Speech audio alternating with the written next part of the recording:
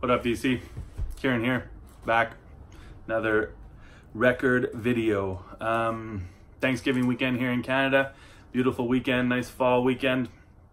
Got a little bit of time. I was gonna actually spend some time putting some records away, and I wanted to just kind of share. A few people have been asking me when I was gonna make a video with what I've been up to recently, because I've posted a little bit on the Instagram account.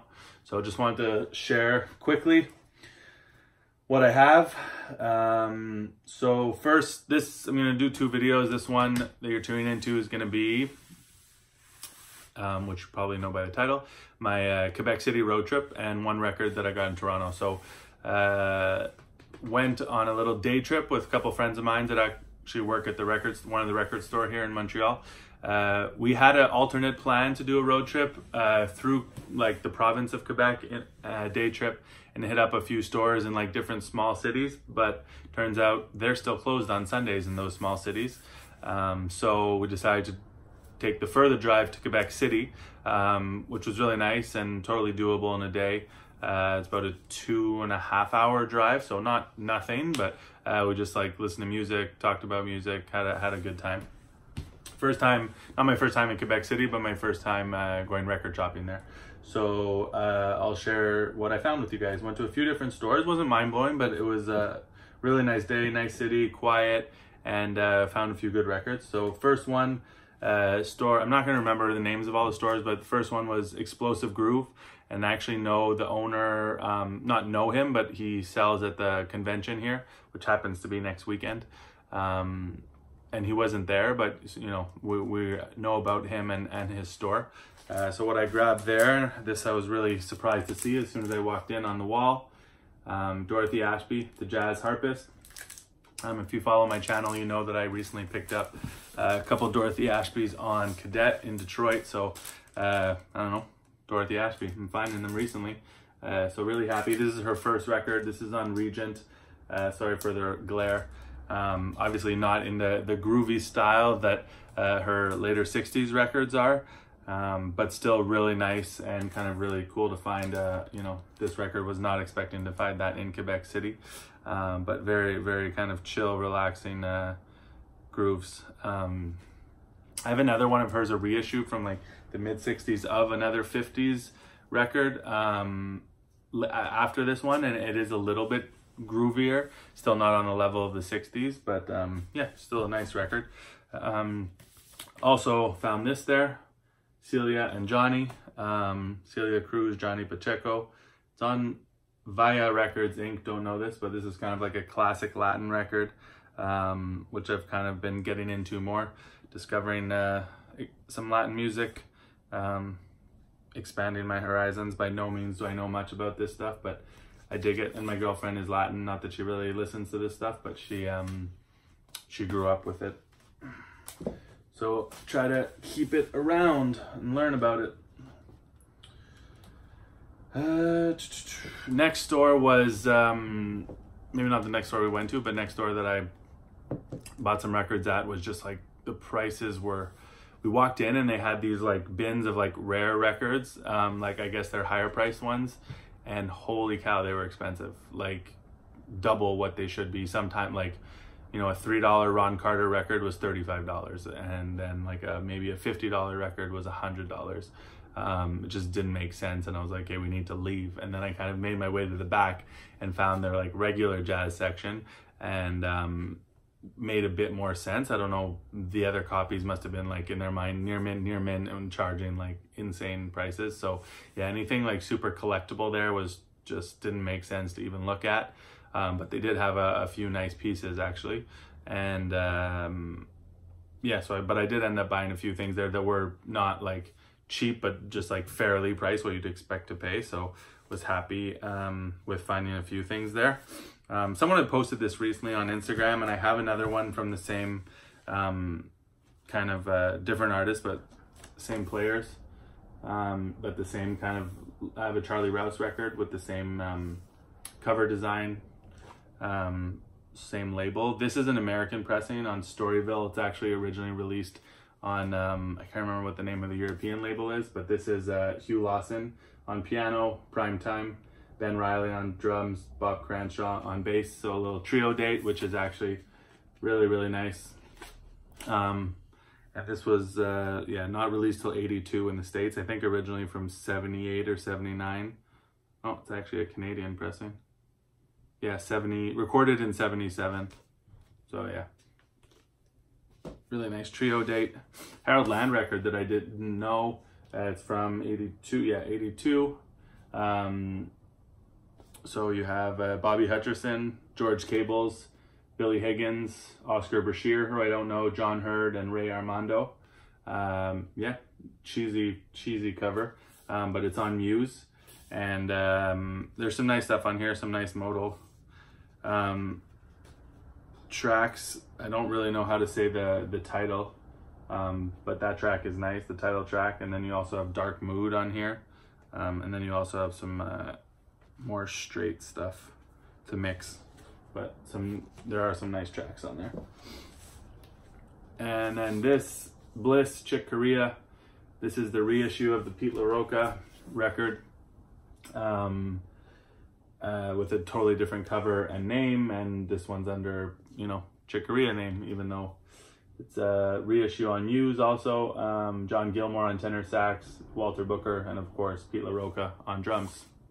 But yeah, just happy to have a clean copy. I'd almost bought a copy of this in Detroit, but it was just a bit too scratched. Next store was a called Librairie La Force. That one, the expensive one was, I think, CD Meloman. And then this one, Librairie La Force, was awesome. Not a huge selection, but pretty well curated, but just like a great vibe, kind of bookstore, record store. Also had a bunch of like just old like pictures and slides, like photography stuff, and it was just had a really nice vibe, super chill, old feeling inside. So yeah, like old bookstore vibe, but with records. And I found this Johnny Griffin Change of Pace. Really, really nice. What does it for me on here is Bill Lee on bass. As soon as I asked him to put it on, and I was just blown away by the beauty of it. So yeah, Change of Pace, as in it's all kind of slower songs, but Julius Watkins on French horn on some of the tracks, Bill Lee on bass, and then you have also Larry Gales on bass, Ben Riley on drums. So yeah,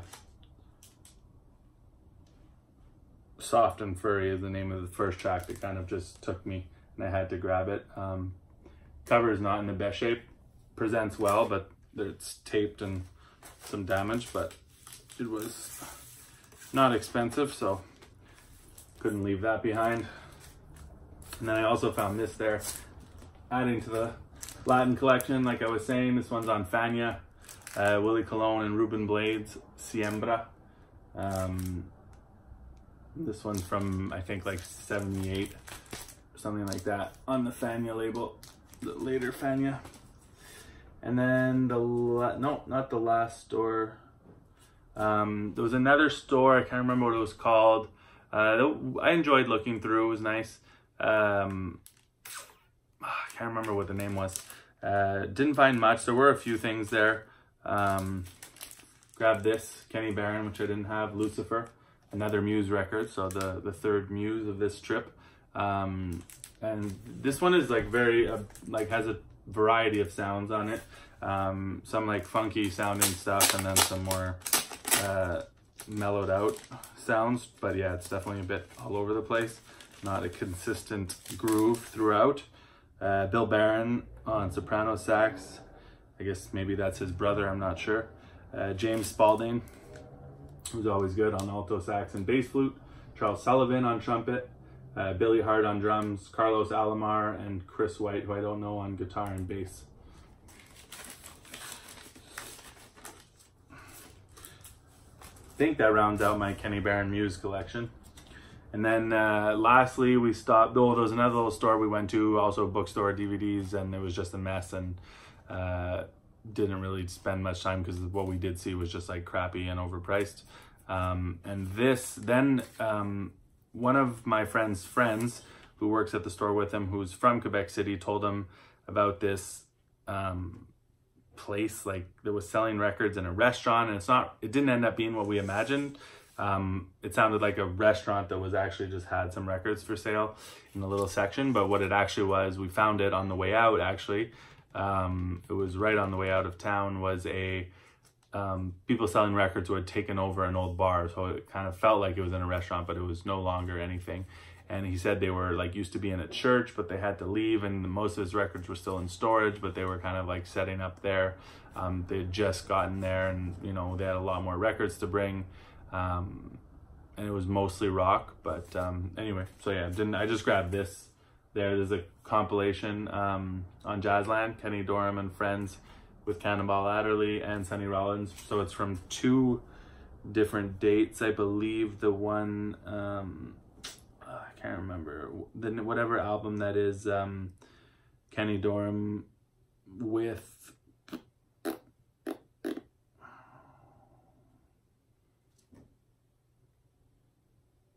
I can't remember the name. Can't remember the name of the album, but anyway, it's from 2 earlier like 50s records, and it's a few tracks from each, and not in the best shape, but it was just a few bucks. So, and then that was Sunday, and then I headed out to Toronto on the Monday, and the day that I was leaving, I had time to go to a store, and they had a lot of actually kind of heavy, rare stuff. I didn't pull the trigger on anything big, but this unfortunately is not as in good a shape as I would like, but I was so blown away by the music that I just had to get it. Not something that I don't think I'm going to come across. There has been copies that have been sold online that are always in great shape, and unfortunately this one's more of like a VG, borderline VG plus, but more, you know, VG, but still really enjoyable to listen to. And this is Kahil El-Zabar's The Ritual, another kind of groove. And this is probably one of my favorite records that I've found this year, and I knew nothing about it, but I have been listening to him, listening to Ethnic Heritage Ensemble, and this one is absolutely stunning, so I recommend you seek it out, but shouldn't be telling you because I'll be on the lookout for an affordable upgrade. Just want to let you know who plays on here. You have Billy Bang, Malachi Flavors, and Kahil El-Zabar. And this is printed in West Germany. The label is called Sound Aspects. So yeah, that's it from my little kind of two different cities, Toronto and Quebec City. Everyone be well. Happy Thanksgiving for you Canadians. Peace.